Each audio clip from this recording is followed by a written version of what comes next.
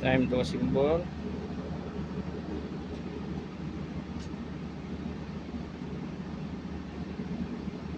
Use this lang ah. Fix this. What? Fix this. What? You taking all video. How much storage you have? Huh? What? You taking all videos. No, not all. How many? How much storage you have? This one 200 128 GB. 256. 128. Once you upload, then delete that video. Yeah.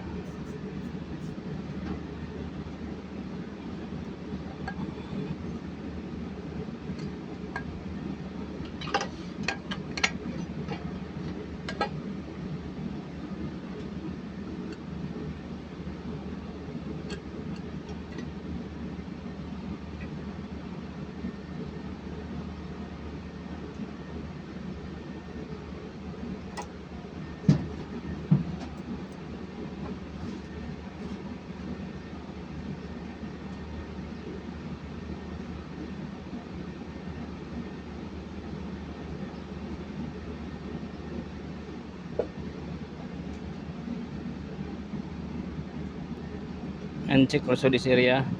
There is a O-ring here, STC. Supply.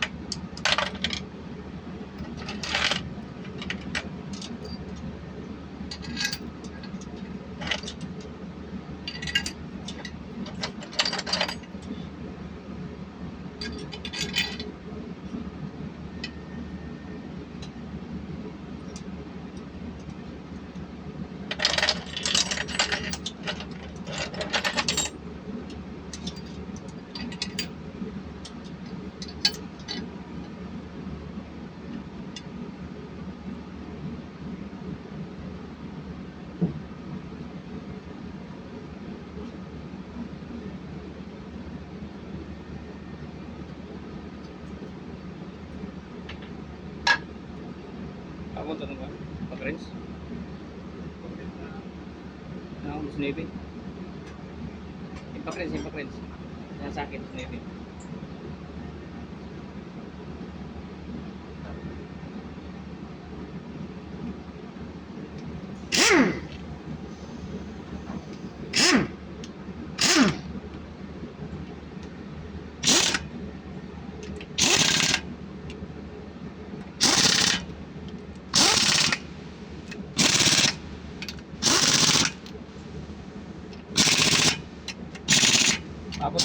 no, torque wrench. Gamay nga torque wrench.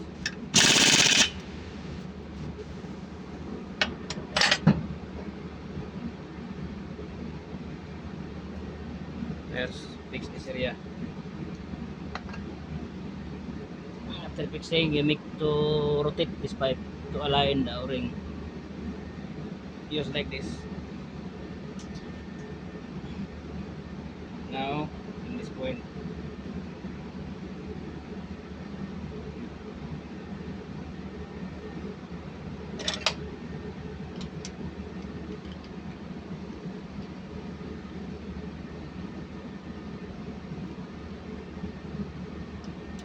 this is the worst area during the symbol.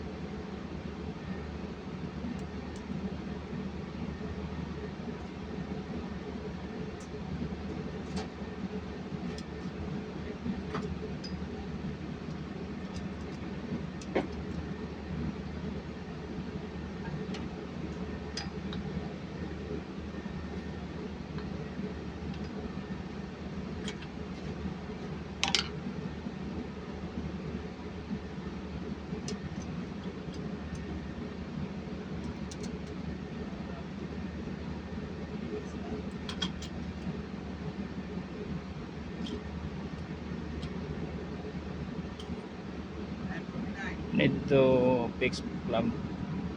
Use a hose clamp, guys, to fix this hose and align. Install the clamp. After finish heating, you can remove.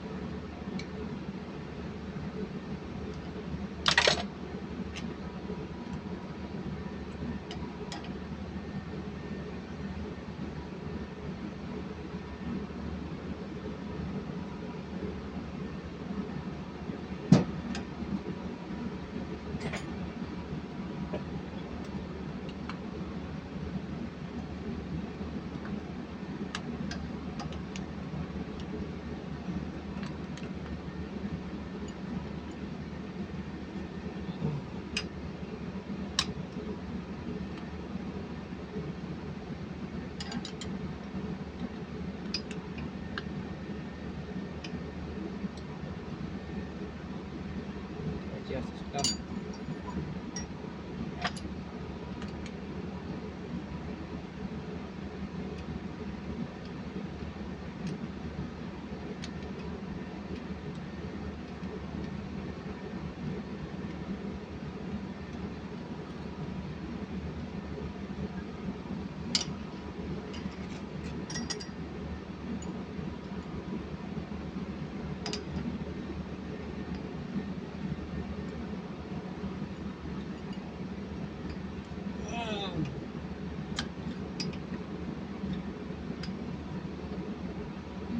Need small screw, guys. Only this point, guys, very complicated during installation. If like this situation, because if you little mistake this one after again leaking.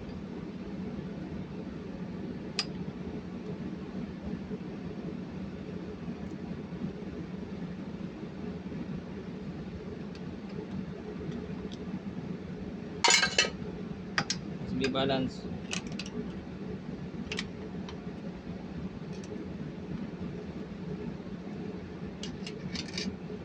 Now this clamp need to adjust.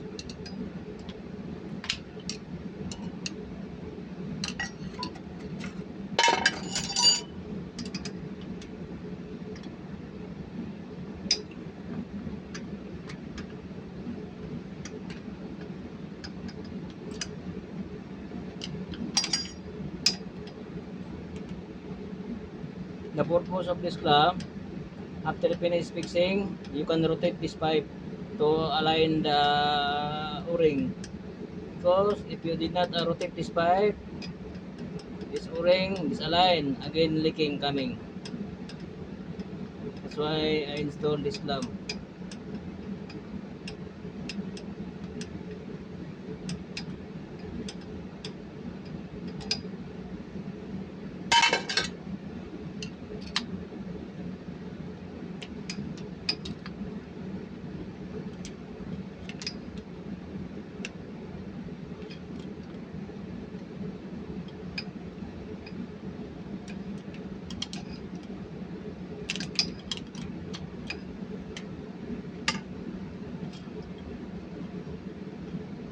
Now already installed, but need to rotate this pipe to align that o-ring.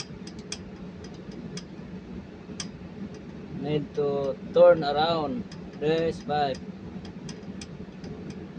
Need moving rotate to align that o-ring inside. Okay. Okay. Now pipe is need to moving rotation. Need to rotate this pipe inside to align the o-ring.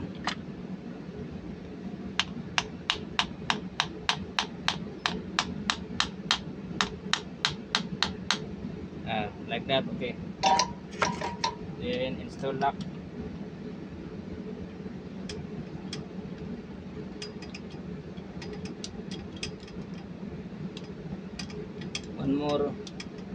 One more rotate to make sure.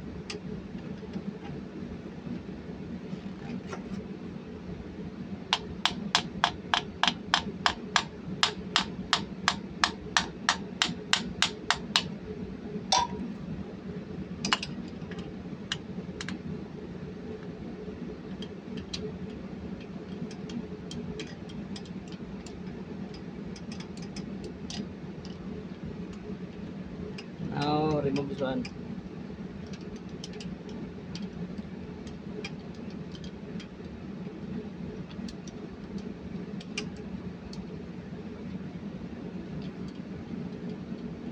Clamp remove and put lock finish.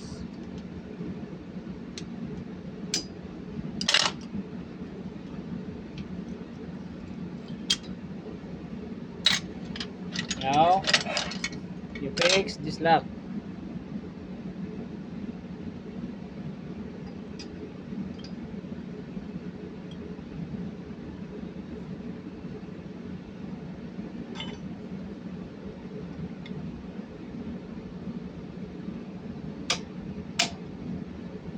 Now done.